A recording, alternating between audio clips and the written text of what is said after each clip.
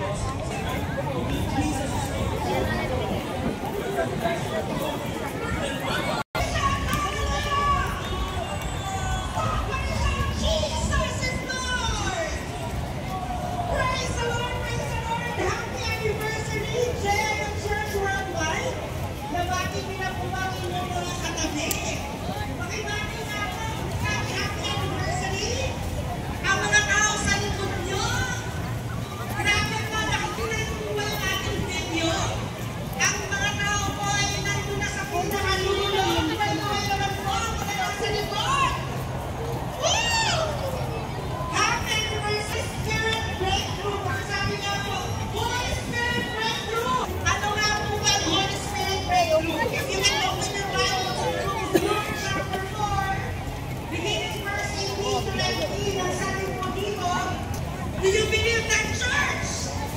Do you believe that church? Amen. Sabi po nila, because He has anointed me to proclaim the good news to the poor. He has sent me to proclaim freedom for the prisoners and the poverty of the sight for the blind, to set the oppressed free, to proclaim the year of the Lord's favor. Yan, mas malapit na ito. We are poor. Kung tayo sa mga katotohanan na parang ang dilim-dilim ng ating buhay. Or are we oppressed? Nababash tayo. Pinagbibintangan ng mali. Pag tayo po ay sa kalagitnaan ngayon ng mga bagay. If they're experiencing poverty, if they're experiencing blindness, or we feel that we're in prison, wala na tayong magagawa sa buhay natin. We are being oppressed. This is the time for your breakthrough. You are in the perfect position to experience breakthrough. Baka sabi sa katabi mo, you are at the perfect position to experience breakthrough. Pero ang breakthrough daw po cannot have some people who experience God's breakthrough as they surrender to God. That's why we cannot truly experience the breakthrough of the Holy Spirit.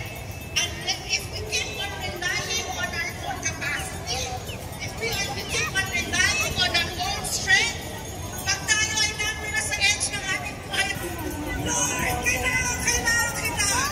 Then that's the surrender happen. So we surrender our poverty, physically, financially, maraming spiritually, we surrender it to Jesus. Sabi nga po, surrender to Jesus. Magkano sa amin lang? We surrender our imprisonment to sin, our sicknesses and diseases. Surrender them to Jesus. Baka sabi niya po ulit, surrender to Jesus. We surrender our blindness. Yung hindi natin alam kung ano bang mangyayari. Saan ba patungo ang buhay natin? To Jesus.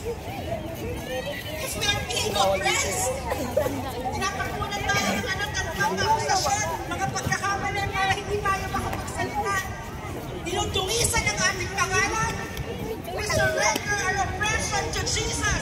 Sabi nga po, surrender to Jesus. Romans chapter 8 verse 11 says, the Spirit of God who raised Jesus from the dead lives in you.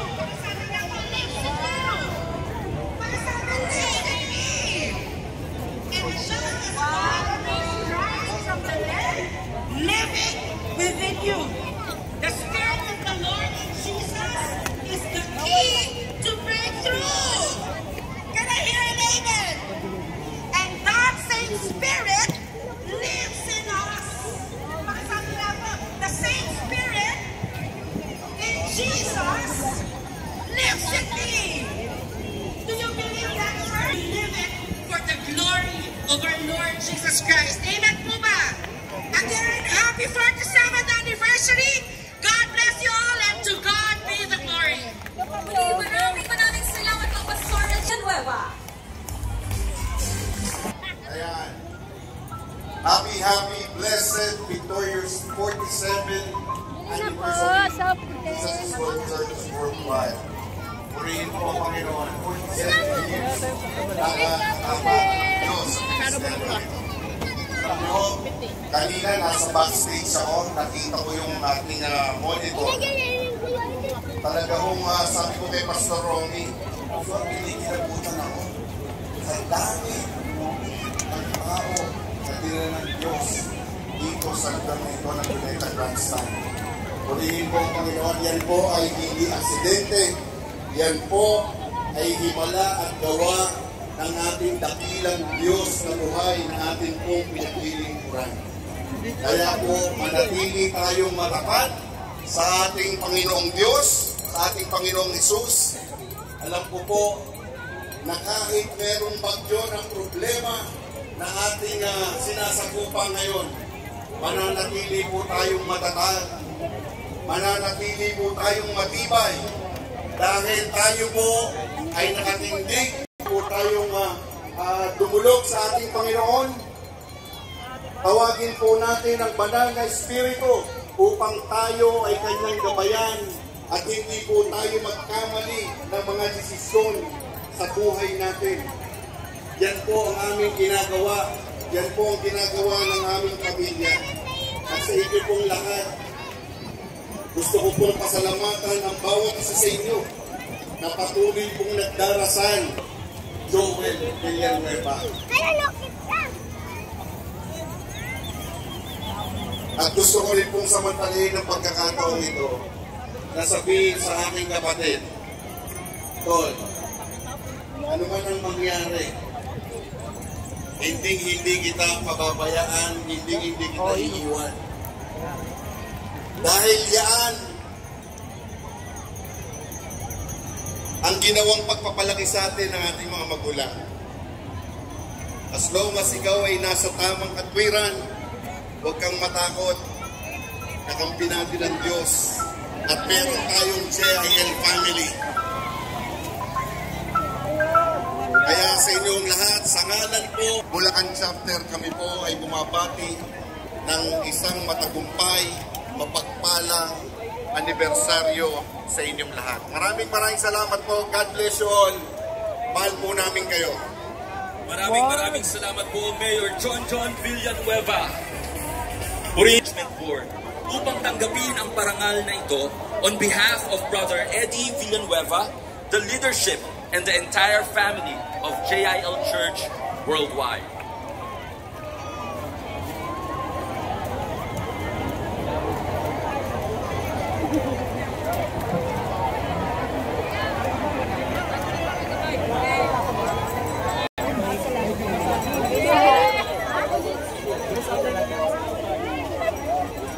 Republic of the Philippines, Congress of the Philippines, House of Representatives, Metro Manila, 20th Congress, First 27th Founding Anniversary on October 18, 2025. Whereas the Jesus is Lord Church, Dr. Adoracion, Sister Dory, J. Villanueva. Whereas JIL Worldwide, a Philippine-originated Christian church, and now one of the largest Christ-centered, Bible-based, and full gospel churches in the world, has, in 47 years of existence, established a growing presence and Purpose in Him. whereas JIL Worldwide's founder and spiritual director, Bishop Brother Eddie C. Villanueva, remains recognized both as a man of God and a statesman, whose untarnished track record as pastor and public servant embodies a message of hope, out of hope, filled me with all joy and peace, as I trust in Him so that He may overflow with hope by the power of the Holy Spirit.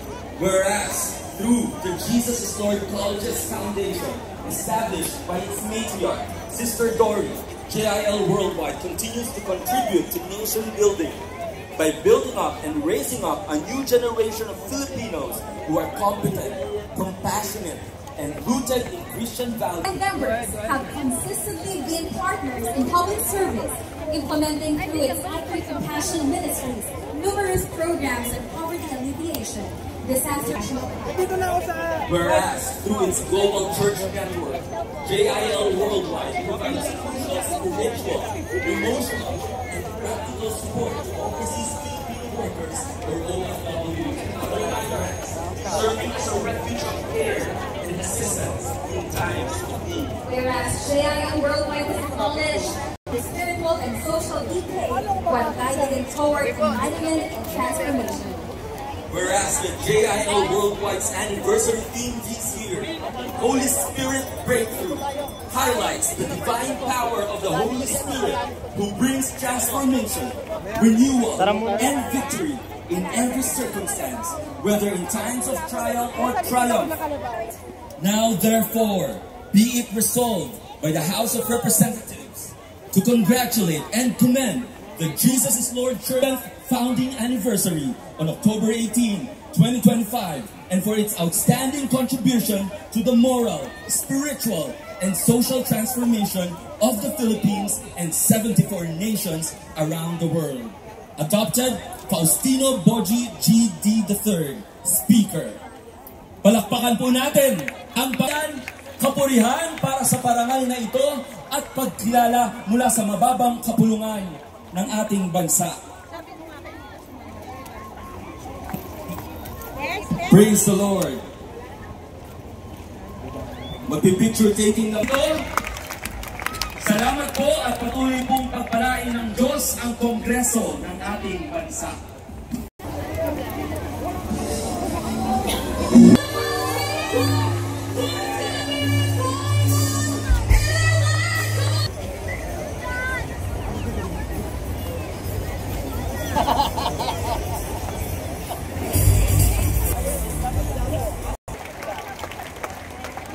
Praise the Lord!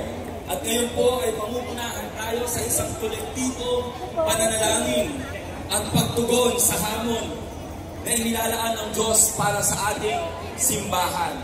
Makakasama po natin ang isa sa mga miyembro ng JIL Church Worldwide Executive Management Board at dating representante ng Citizens Battle Against Corruption o SIBAC Party List sa Kongreso. Palakpakan po natin ang Diyos sa kanyang buhay, Pastor Tomeng Rivera.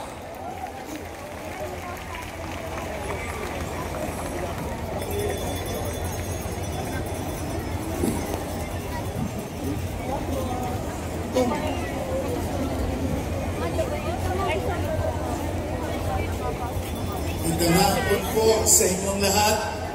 Happy anniversary po, JIL! Ngayon po ay dadako po tayo sa Diyos at bayan. Magkakaroon po tayo ng prophetic gesture. Pero bago po yun, ay nais ko lamang po na basahin ang maiksing mensahe po ito na ating po niyanda. Ang sabi ko dito, mga kapatid sa Panginoon, mga kabalikat sa pananampalataya, sa oras po na ito,